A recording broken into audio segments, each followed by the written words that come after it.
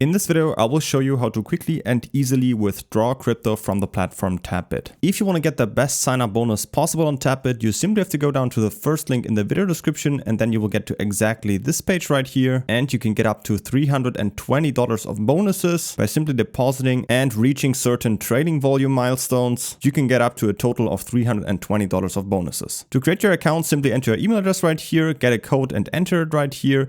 Then set a password, agree to the terms, and then you're ready to go. So if I want to withdraw any crypto from my account, I can simply go in here and click on assets and then on withdraw. Then up here, I'm simply going to choose the coin, in this case USDT. Then I'm going to paste in here the address where I want to send the money, so to my own wallet or another exchange.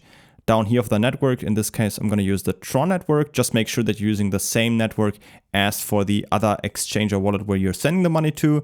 And then simply go down here, choose how much you want to withdraw. You can also click on all if you want to do that.